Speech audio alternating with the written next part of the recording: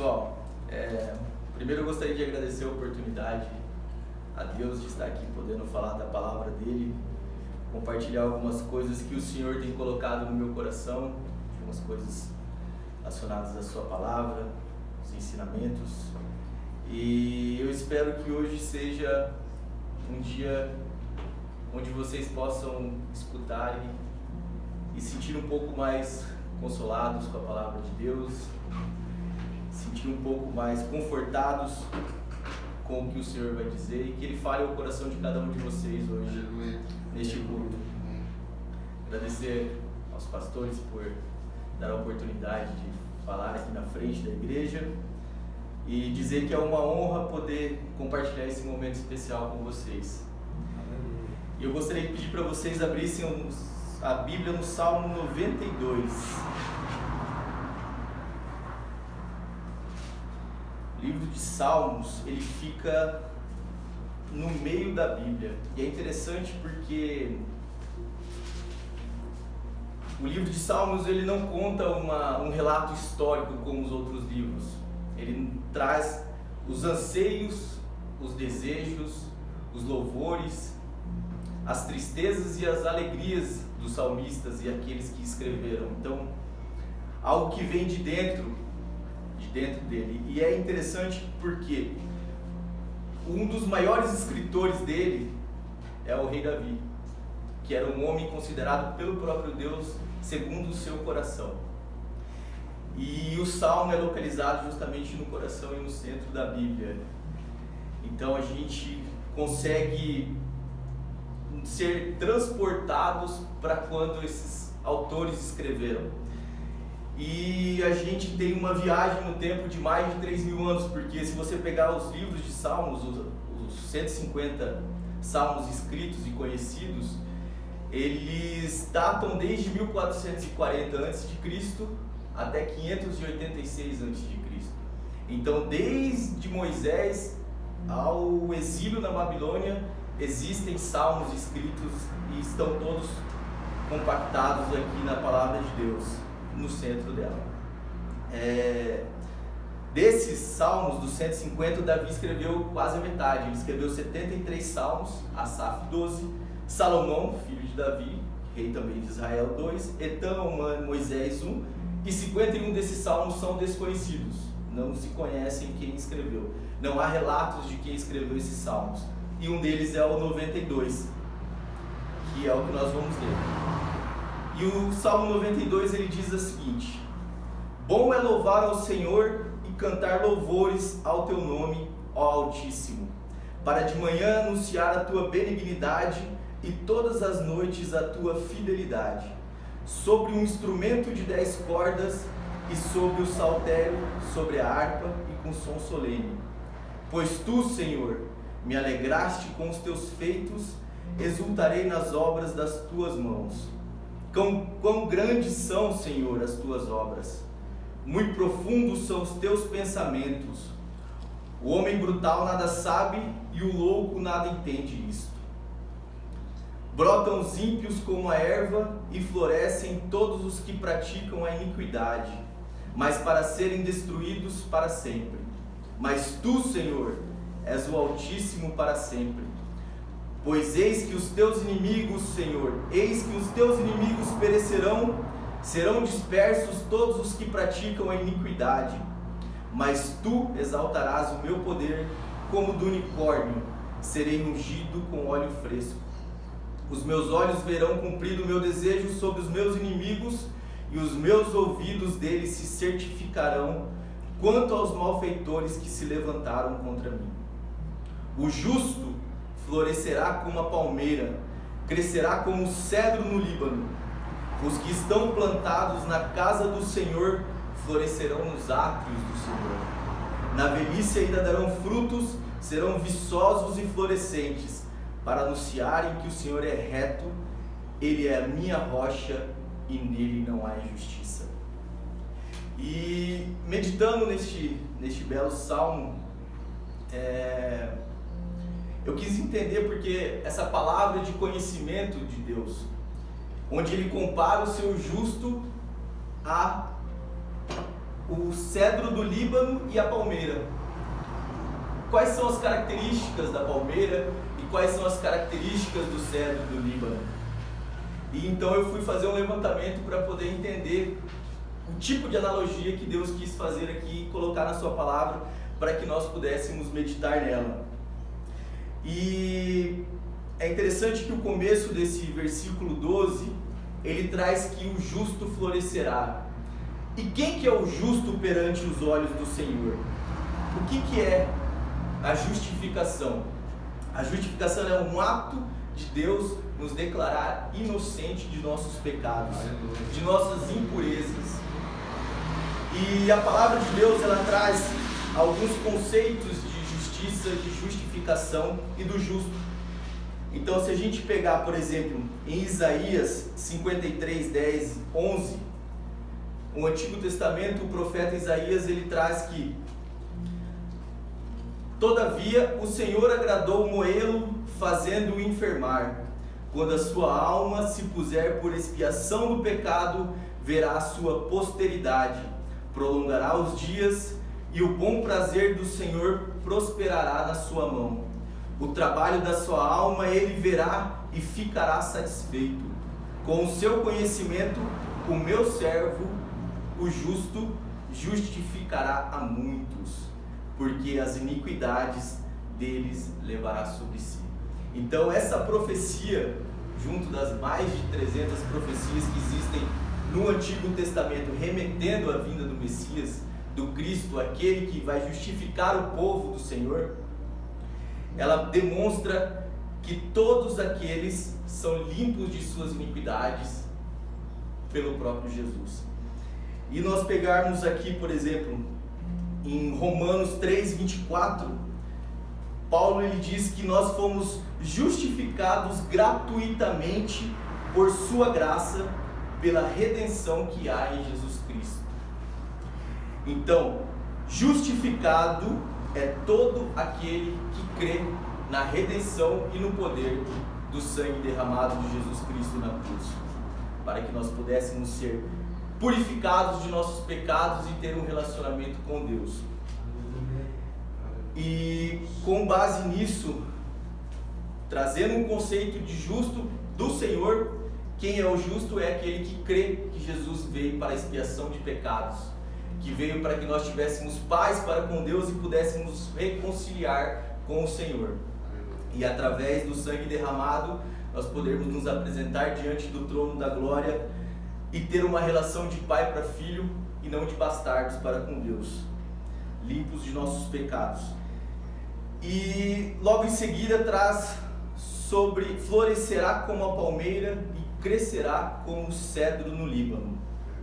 É interessante que analisando a palmeira, fazendo um levantamento dos atributos da palmeira, a gente consegue entender um pouco dessa analogia do que Deus quer passar com a sua palavra.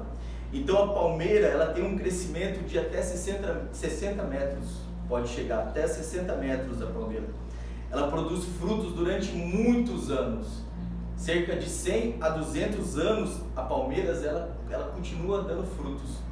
Então, se nós pararmos para puxar na memória, a gente já viu várias tempestades, principalmente tropical, onde você vê naquela região litorânea, várias palmeiras com ventos de grande velocidade, onde elas se curvam, mas não quebram. Elas se dobram, mas elas não são arrancadas, porque a palmeira ela tem uma forte resistência contra as tempestades. E eu estava fazendo um levantamento, até 250 km por hora são a rajada de vento que ela suporta. Então, um tornado de escala nível 1, por exemplo, a palmeira ela suporta. Uma das coisas interessantes também é que ela é uma das árvores mais fortes e ela não aceita enxertos. Então não adianta você misturar a palmeira com outra árvore que ela vai morrer. Uma palmeira ela só consegue ficar próxima, não só consegue ficar próxima, mas ela só consegue ser enxertada em outra. Se enxertar uma outra árvore na palmeira, ela certamente morrerá. E ela adquire, a palmeira ela tem uma diferença das outras árvores porque ela adquire o seu nutriente do interior. Tem alguns tipos de árvores que você pode arrancar a sua casca e ela morre. A palmeira você pode arrancar a sua casca e ela não morre. Se você cortar ela, ela cresce novamente. Se você envergar ela e colocar uma pedra em cima da palmeira, ela continua a crescer até que a pedra seja expelida. Glória a Deus. E tem um dos atributos mais fascinantes da palmeira é que, se você parar para pensar, a palmeira geralmente ela vive em lugares que não possuem tantos recursos hídricos. Então, se você vê, até o deserto do Saara tem palmeiras lá. E a palmeira ela consegue resistir a este lugar de sequidão. Ela vive no deserto, ela consegue resistir ao deserto, porque as suas raízes são tão profundas que ela consegue encontrar água. Ela não depende dos nutrientes da superfície como muitas outras árvores. Ela consegue aprofundar suas raízes e buscar o seu alimento lá no subsolo. E dessa forma ela consegue os seus nutrientes. E semelhantemente a nós temos que buscar aprofundar as nossas raízes em Deus, nas águas profundas, para que a gente possa crescer e ser forte como uma palmeira. E uma palmeira sozinha, ela sobrevive no deserto. E como ela consegue produzir muitos frutos, geralmente ela consegue se reproduzir naquele ambiente. E várias palmeiras juntos se tornam um oásis em meio ao deserto. Glória a Deus. Então, quando várias palmeiras, quando vários justos estão juntos, se torna um oásis aquele ambiente. E a própria palavra de Deus diz: onde 2 ou mais estiverem reunidos em seu nome, ali o Senhor, eu estarei, ali o Senhor estará. Então, quando nós, como palmeiras, como justos, filhos de Deus, nos reunimos, nós estamos formando um oásis em meio ao deserto. Por mais difícil que possa parecer a nossa situação, com os mais escassos recursos que nós tivermos, se nós estamos bem alicerçados como uma palmeira, a gente consegue florescer e dar frutos. Glória a Deus. E dar frutos e formar um oásis ao nosso redor, tendo a capacidade de trazer beleza aonde só há morte e destruição. Poucos seres viventes conseguem suportar um deserto, e a palmeira é uma delas. Sem falar que é uma árvore forte, imponente, que não se quebra. Quanto ao cedro do Líbano, eu fiz uns levantamentos também. O cedro do Líbano é interessante porque até o seu 3º ano, o cedro do Líbano ele parece uma planta pequenininha.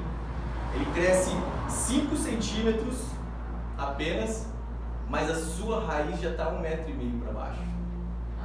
Então, quando a gente parece que não está crescendo espiritualmente em Deus, quando aos olhos do mundo a gente não tem aquele crescimento que todos esperam que um crente tenha, de fazer milagres, de profetizar, de ter visões, claro que isso faz parte e acontece naturalmente, mas muitas pessoas acreditam que logo que você nasce de novo, que você volta a se reconciliar com Deus e começa a andar nos caminhos do Senhor, você vai ter um crescimento espiritual exorbitante e extremo, de uma forma estrondante.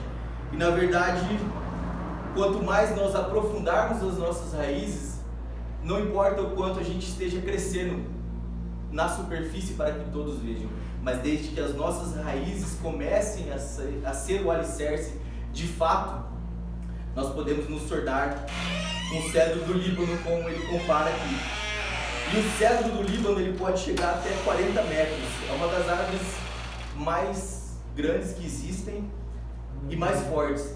Se você fizer uma comparação, 40 metros são 15 andares. É o equivalente a um prédio de 15 andares. Então, uma árvore de 15 andares pode chegar de diâmetro até 12 metros. Então, imagina o tamanho do tronco de um cedro do Líbano. O quão difícil é você derrubar uma árvore como essa. E se ela cresce para cima, com 3 anos, apenas 5 centímetros, e para baixo 1,5, imagina com 40 metros para cima, o quanto que ela vai ter para baixo.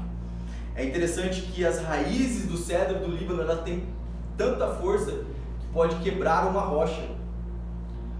O cedro do Líbano, ele pode quebrar uma rocha com as suas raízes. Então, em busca de água, não tem adversidades, em busca de água, não tem obstáculos para ele. Ele pode abraçar a rocha, até mesmo quebrar ela, para buscar a sua fonte de água viva. Aleluia. Aquilo que alimenta ele, aquilo que vai tornar ele cada vez mais forte, mais imponente e que vai deixá-lo mais resistente às tempestades dessa vida. E esse é o cedro do Líbano, que Deus aqui, ele, pela sua misericórdia, nos compara, ele nos coloca como justo, por crer, obviamente, em Jesus Cristo e pela sua justificação, e nos compara com essas duas árvores. Eu até estava refletindo sobre os atributos dessas árvores e no que se aplicaria em nossas vidas. Como que a gente pode estar cada vez mais fortes em Deus, ser cada vez mais resistentes às tempestades da vida, às adversidades que a gente enfrenta, e não tem como, não há possibilidade, não haveria possibilidade também dessas árvores elas resistirem a tantas tempestades, resistirem a tantos fatores externos, se elas não tivessem uma raiz bem fundamentada. Então os alicerces, eles são principais pilares para a nossa vida. Então quando nós estivermos alicerçados na rocha, cada vez mais em Cristo Jesus, cada vez mais alicerçado na palavra de Deus, nós estaremos mais resistentes às tempestades. Glória a Deus. Nós poderemos dar frutos, ter longevidade e mudar aquilo que está ao nosso redor. Nosso ambiente pode ser transformado quanto mais nós nos aprofundamos e buscamos a nossa fonte, porque nós somos feitos à semelhança do Senhor. Então a nossa fonte é o próprio Deus. É o próprio Deus. E quando nós buscamos incansavelmente a nossa fonte, quando nós encontramos ela, a nossa essência, rios de água viva, diz a palavra de Deus, fluirão de dentro de nós. Rios de água viva, e por onde esses rios passarem, tudo que tiver contato com ele nascerá vida. Nascerá vida. Mas, meus irmãos, tem uma adversidade que essas árvores elas não suportam. Tem um tipo de adversidade que elas não conseguem resistir e elas morrem, que é no frio. Se a palmeira e o cedro do Líbano passam por frios extremos, se eles se esfriam, eles morrem. Então você pode cortar, vai nascer de novo, você pode dobrar, vai voltar ao que era, mas se esfriar, ele morre. Semelhantemente a isso, nossa vida para com Deus, ela tem de ser uma vida aquecida. Ela tem que ser uma vida onde nós tenhamos esse espírito em nós queimando dentro de nós. Alimentar a chama que há em nós é o mais importante que nós temos, porque é o Espírito Santo de Deus que nos capacita para que nós continuemos a buscar o Senhor em santidade. Aleluia. É óbvio que no nosso caminho, na nossa trajetória, a gente vai passar por dificuldades, vai passar por momentos onde nós poderemos até nos esfriar um pouco, mas nós temos que estar atentos que essa esfriada e esse frio e essa condição pode nos levar à morte. Pode nos levar à morte. Então, alimentar o Espírito Santo de Deus, que é o que nos capacita através de Jesus Cristo, para que nós possamos ter uma vida em paz para com Deus, será o que nos manterá vivo. O que nos fará ser luz no mundo e sal na terra é uma comunhão com o Espírito Santo de Deus. Então, é basicamente isso que eu levantei sobre este salmo. O que me chamou a atenção foi a questão da comparação que Deus faz conosco, do cedro, do Líbano e da palmeira, e eu quis trazer à igreja alguns atributos dessas árvores para que a gente entendesse o que Deus quer nos mostrar, o que Ele deseja e espera de nós, o que Ele deseja e espera, e como Ele vê o seu justo, como Ele vê aquele que foi justificado, aquele que Ele entregou o seu próprio Filho para morrer no lugar dele. A única coisa que Ele pede é que nós tenhamos raízes nele, que nós possamos nos aprofundar e buscar o alimento verdadeiro. Amém. Amém. Glória a Deus. Amém, meus irmãos. É basicamente isso. Eu gostaria de passar a vocês. Se nós pudéssemos fazer uma oração para finalizar o culto. Se faz, pastor, quer que faça?